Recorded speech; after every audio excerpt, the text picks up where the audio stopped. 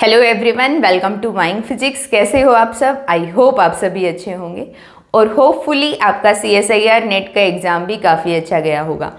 तो आज की वीडियो में हम बात करने वाले हैं एग्ज़ाम एनालिसिस के बारे में कि कौन से सब्जेक्ट से कितने क्वेश्चंस बने थे, कैसा लेवल रहा है एग्ज़ाम का और कितनी कट ऑफ जा सकती है। तो इन सब बातों के बारे में डिस्कस करने से पहले एक अपडेट आपको देनी थी।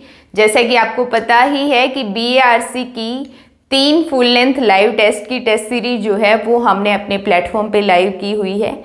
अगर आपको नहीं पता तो आप हमारा प्लेटफॉर्म विजिट कर सकते हो wingphysics.com।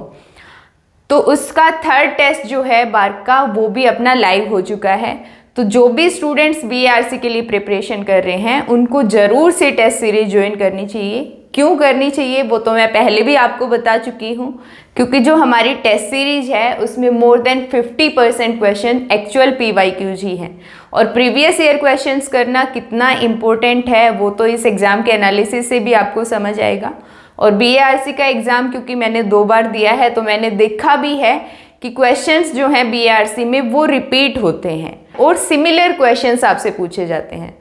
तो प्रीवियस ईयर क्वेश्चंस करना तो काफ़ी इम्पोर्टेंट है। और दूसरा, जो भी स्टूडेंट्स जेस्ट के लिए प्रिपरेशन कर रहे हैं तो जेस्ट की भी टेस्ट सीरीज हम अपने प्लेटफॉर्म पे लाइव करने वाले हैं, तो उसकी अपडेट भी जल्दी ही मैं आपको दे दूंगी। तो अभी बात करते हैं एग्जाम के एनालिसिस की। तो एग्जाम के एनालिसिस में अगर मैं बात करूं कि किस सब्जेक्ट से कितने क्वेश्चन आपके बने हैं, तो देखा जाए तो इस बार क्वांटम और स्टैटिस्टिकल मैकेनिक्स जो है वो ज़्यादा स्कोरिंग रही है।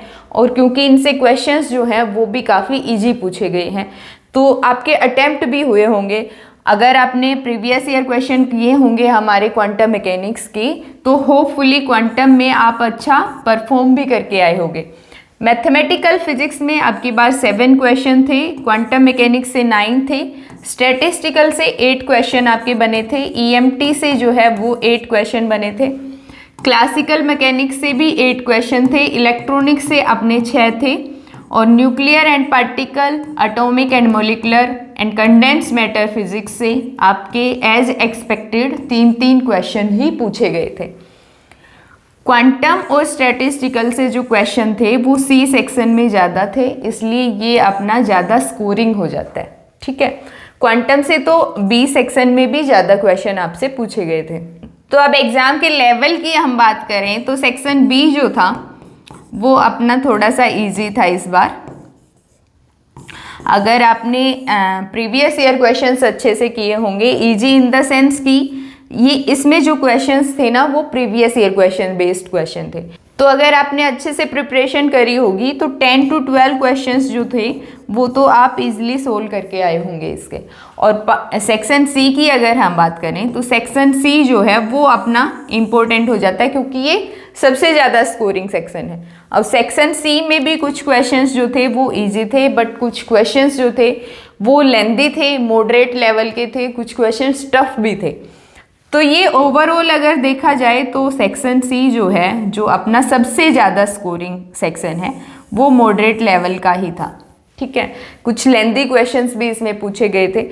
और सेक्शन A की अगर हम बात करें तो सेक्शन A जो है इस बार वो काफ़ी इजी था। तो अगर आपने सेक्शन A को टाइम दिया होगा प्रॉपरली तो 20 में से 10 क्वेश्चंस तो ऐसे थे जो ऑलमोस्ट सब सोल्व करके आए होंगे और उनमें ज़्यादा टाइम भी नहीं लगा होगा। फॉर एग्जांपल 2 क्वेश्चन तो इसमें डायरेक्ट रिलेशन के थे। एक क्वेश्चन जो अपना था वो डाइस का था, जिसमें आपको इस टाइप से गिवन था कि डाइस जो है उसका फेस गिवन है ये वाला, ये और अपोजिट फेस पूछा है, 3 फेस गिवन। तो ये बहुत ही इजी क्वेश्चन था, आप इजीली सोल्व करके आए होंगे इसको। एक क्वेश्चन था अपना कि रोम्बस जो है उसका एरिया आपको बताना है। एक क्वेश्चन जो मंकी वाला था वो भी काफ़ी इजी क्वेश्चन था। एक आपसे डायरेक्ट क्वेश्चन पूछा गया था 0.0125% जो है उसका आपको क्यूब रूट फाइंड आउट करना है, तो ये भी काफ़ी इजी क्वेश्चन था। तो पार्ट A से अगर आपने टाइम दिया होगा प्रॉपरली तो 10 क्वेश्चंस तो आप इजीली अटेम्प्ट करके आए होंगे। अब सेक्शन B और सेक्शन C की अगर हम बात करें तो इनके तो मेमोरी बेस्ड क्वेश्चंस हम डालने वाले हैं कि किस टाइप के क्वेश्चन पूछे गए थे, क्या सॉल्यूशन होना था, क्या आप अटेम्प्ट करके आए हो, तो वो आप मैच कर सकते हो। और मेमोरी बेस्ड क्वेश्चंस जो हैं वो क्योंकि आपकी जो अपकमिंग एग्ज़ाम्स हैं उनके लिए भी हेल्पफुल रहेंगे, इसलिए मेमोरी बेस्ड क्वेश्चंस तो आप ज़रूर से देखना।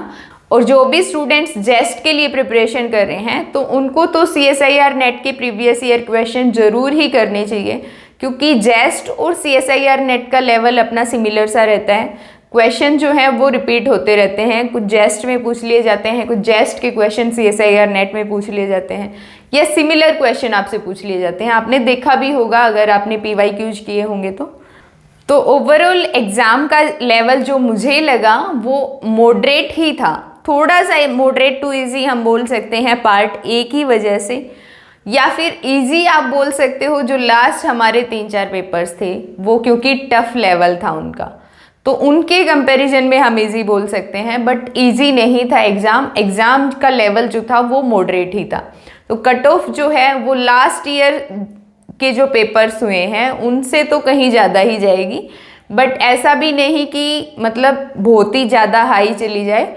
मेरे ख्याल से जनरल कैटेगरी की जो JRF की कट ऑफ रहनी चाहिए वो 100 के आसपास तो होगी, क्योंकि सिली मिस्टेक्स भी हमारी होती हैं। ऐसा नहीं होता कि जो भी हम अटेम्प्ट करके आए हैं, जो क्वेश्चंस हमें लग रहे हैं कि यार ये तो हमने करे हुए थे और हमारे हो गए, तो उनमें मिस्टेक्स होने के चांसेस भी होते हैं। हो सकता है थोड़ा बहुत ऊपर नीचे तो हो भी सकती है, एकदम से फिक्स तो हम बता नहीं सकते, क्योंकि वैकेंसी जो है वो भी कम हो रही है, कंपटीशन बढ़ रहा है, तो एकदम फिक्स तो प्रेडिक्ट नहीं कर सकते हैं, बट अप्रोक्सीमेट 100 के आसपास तक तो जा सकती है।